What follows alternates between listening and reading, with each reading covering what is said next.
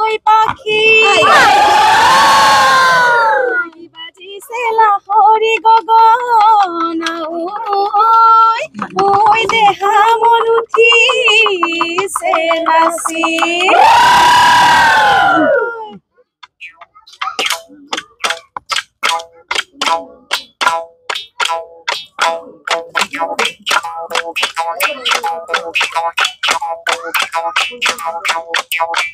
রই রই রতি মইনামতি দুফালে ওই দুসতি রই রই রতি মইনামতি মাজতে ওই সতি বেনি দিবা বেনি দিবা ওই ওলি বাকেরে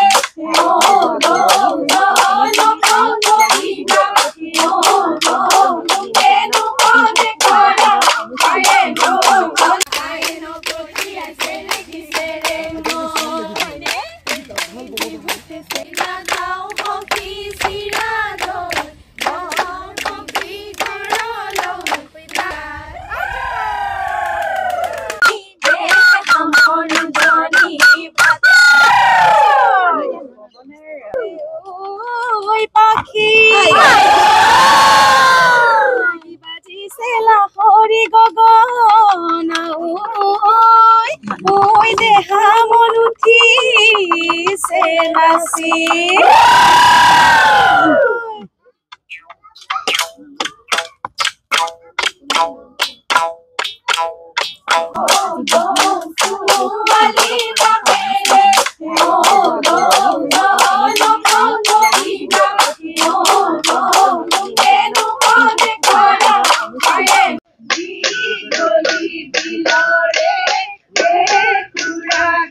সতী গৈ গৈ বহাগী পালেহি ফুলিলে ভেবেলি লতা কৈনো কৈ থাকিলে উৰকে নপৰে ৰঙালী বিহুটিৰ কথা হয় অসমীয়া নৱবৰ্ষৰ লগতে ৰঙালী বিহু এতিয়া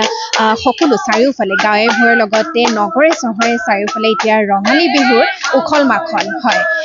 তাৰো ব্যতিক্ৰম নহয় আমাৰ অসমৰ গুৱাহাটীৰ ইয়াতে কেইগৰাকীমান মহিলাই লগ হৈ পেলাই তেওঁলোকে এটা খুব সুন্দৰ এটা জেং বিহু তেওঁলোকে পৰিৱেশন কৰিছে আৰু সকলো ধৰণৰ বিহুৰ তেওঁলোকে যি মঞ্চ আছে সকলোতে তেওঁলোকে আয়োজন কৰিছে প্ৰস্তুতি কৰিছে গতিকে আপোনালোকক আমি লৈ যাব বিচাৰিছোঁ এই মহিলাসকলৰ ওচৰলৈকে তেখেতসকলেনো কি ধৰণৰ জেং বিহুটো তেওঁলোকে প্ৰস্তুতি চলাইছে হয় যিহেতু তুমি এগৰাকী ইয়াতে বিবাহিত মহিলাসকলৰ ভিতৰত তুমি এগৰাকী ছোৱালী হয়নে তো গতিকে তুমি ইয়াতে জেং বিহু যে পৰিৱেশন কৰিছা ইয়াতে গোটেইখিনি জেং বিহুৰ যিখিনি মানে বাদ্যযন্ত্ৰ তোমালোকে বজোৱা সেই বিষয়ে অলপমান জনাই দিবা আমি মানে বজাওঁ আমি যিহেতু টকাটো আমি বজাওঁ তাৰপিছত গগনা আমি বজাওঁ টকা বজাওঁ আৰু গান চান গাই থাকোঁ আমি মাজে মাজে এইগিলা দি আমাৰ আৰু জেং বিহুটো হয় আৰু আমাৰ পৰা লগ লাগি কিনে চবে এটা মানে জেং বিহুটো কৰোঁ আৰু খুবেই ভাল লাগে বিহু আহে মাহত একেবাৰ আহে বছৰত আৰু এইটো জেং বিহুটো মানে আমাৰ বিহুৰ পৰিচয় মানে এনেকৈ আৰু কৰি গৈছোঁ আৰু এখেত আছিলে এগৰাকী ছোৱালী ইয়াতে আটাইকেইগৰাকী বিবাহিত মহিলা এখেত এগৰাকী অবিবাহিত ছোৱালী তথাপিও এই মহিলাগৰাকীও খুব সুন্দৰভাৱে তেওঁলোকৰ লগত সহযোগ কৰিছে গতিকে তেওঁ জনালে যে তেওঁলোকৰ এই জেং বিহুত কেনেধৰণৰ কি বাদ্যযন্ত্ৰ তেওঁলোকে ব্যৱহাৰ কৰে এতিয়া আমি আন এগৰাকীলৈকে আহিছোঁ হয় বাইদেউ জনাবচোন আপোনালোকে যে ঘৰ সংসাৰ চলোৱাৰ পিছতো এনেধৰণে বিহু আহিলে এনেকৈ ধৰণে ওলাই আহে তো গতিকে কেনেকৈ আপোনালোকে এই বস্তুটো মানে চম্ভালে মানে আচলতে বিহু ৰঙালী বিহু আৰু ৰঙালী বিহুত যেন এনেকৈ ঘৰৰ ভিতৰত সোমাই থাকিব পাৰি কাৰণ ৰং মানেই হৈছে ৰঙিলী আৰু আমি সকলোখিনি এই ৰঙৰ মতলীয়া হৈ আমি বিহু নমৰাকৈ কেনেকৈ ঘৰত থাকোঁ বহুত ব্যস্ততাৰ মাজতো কাৰণ আমি সকলো ইয়াতে বিবাহিতও আছোঁ আৰু অবিবাহিতও আছে আৰু ছোৱালীখিনিক লৈ আমি বিহু মাৰিবলৈ ওলাই আহিছোঁ কাৰণ বহাগ বিহু আমাৰ পাপতিসাহোন বহাগ বিহু আৰু এই বিহুৱে আমাৰ অসমীয়া নৱবৰ্ষৰ আগমন ঘটা আৰম্ভণি বিশেষকৈ ইংৰাজী নৱবৰ্ষ গ'ল যদিও কিন্তু আমাৰ অসমীয়া সমাজৰ বিশেষকৈ এই মাহৰ পৰাই আমাৰ নতুন নৱবৰ্ষৰ আৰম্ভণি হয় আৰু এই বিহুৰ লগত প্ৰকৃতিৰ এটা ওতঃপ্ৰোত সম্পৰ্ক কাৰণ এই ঋতুৰ পৰা বসন্ত ঋতু আগমন ঘটে আৰু এতিয়াৰ পৰাই আপোনালোকে শুনিছে কুলিয়ে কৈছে কাৰণ কুলিয়ে বসন্তৰ আগমন ঘটায় বুলি কয় আৰু প্ৰকৃতিৰ নতুন ৰূপ লয় কাৰণ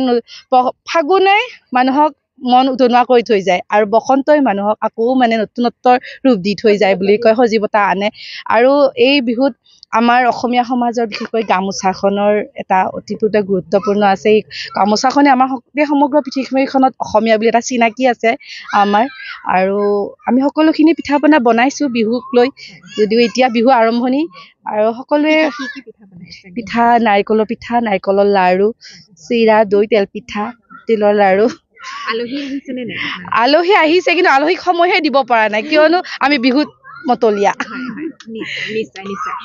হয় এই বিহু জেং বিহুৰ এগৰাকী মহিলাই জনালে যে তেওঁলোকে ঘৰ সংসাৰৰ লগতে বিহু যেতিয়া আহে তেওঁলোকৰ গাত তত নাথাকে গতিকে তেওঁলোকে এনেধৰণে বিহু পৰিৱেশন কৰে আন এগৰাকীৰ পৰা আমি জানিব বিচাৰিছোঁ হয়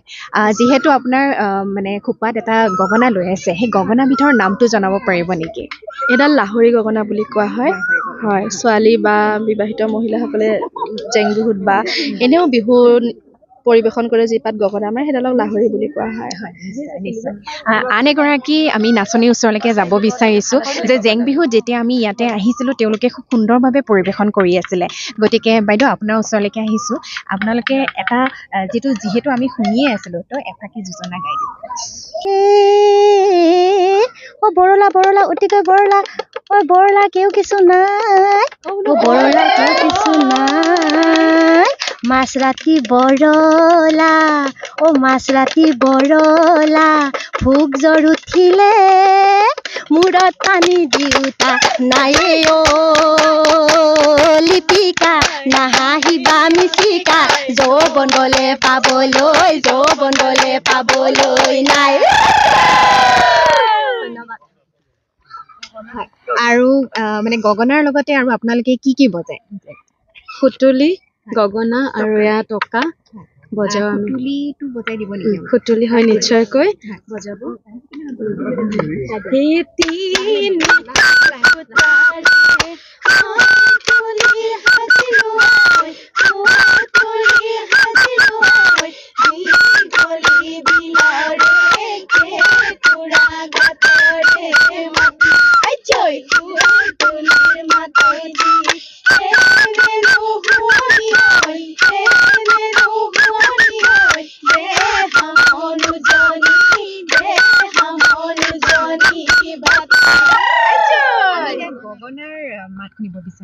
নিশ্চয় ঐ কোমলকৈ বাহৰে লেকেছিলে হুকা ঐ ঐ পাখি লাগি বাজিছে লাহৰি গগনা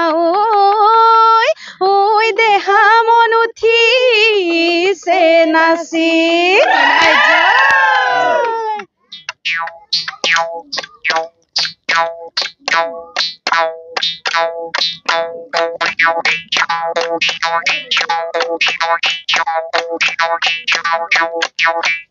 ৰৈ ৰৈ ৰতি মইনামতি দুফালে ঐ দুচতি ৰৈ ৰৈ ৰতি মইনামতি মাজতে ঐ এচতি ৰৈ ৰৈ ৰতি মইনামতি উশাহৰে ত্ৰিপতে বাও ৰৈ ৰৈ ৰতি মইনামতি দূৰতে ঐ শুনিলো ৰৈ ৰৈ ৰতি মইনামতি দূৰতে ঐ শুনিলো ৰৈ ৰৈ ৰতি মইনামতি লাহৰি ঐ গগনাৰ মাত হয় এয়া দেখিলে আপোনালোকে জেং বিহু মহিলাসকলে খুব সুন্দৰভাৱে তেওঁলোকে বিহু যোজনা সুন্দৰভাৱে তেওঁলোকে বাদ্যযন্ত্ৰ প্ৰত্যেকটো বাদ্যযন্ত্ৰ খুব সুন্দৰভাৱে তেওঁলোকে আমাক বজাই শুনালে আৰু লগতে তেওঁলোকে এইটো উল্লেখ কৰিলে যে তেওঁলোকে ঘৰৰ সংসাৰ চলোৱাৰ লগতে তেওঁলোকে এনেধৰণে বিহু যেতিয়া আহে তেওঁলোকৰ গাত তত নাইকিয়া হৈ যায় আৰু তেওঁলোকে এনেধৰণে বিহু নৃত্য কৰিবৰ কাৰণে ওলাই আহে এয়া আছিলে আমাৰ আজি বিহুৰ এটি খুব সুন্দৰ এটা পৰিৱেশন অনুষ্ঠান আমি আপোনালোকৰ আগলৈ দাঙি ধৰিলোঁ আৰু এনেধৰণে আমি ৰঙালী বিহু প্ৰত্যেকটো দিনতে আপোনালোকৰ মাজলৈ আমি এনেধৰণৰ বিহুৰ খুব সুন্দৰ অনুষ্ঠান বা সুন্দৰ নৃত্য আমি লৈ আহিম চাই থাকিব NDS নিউজ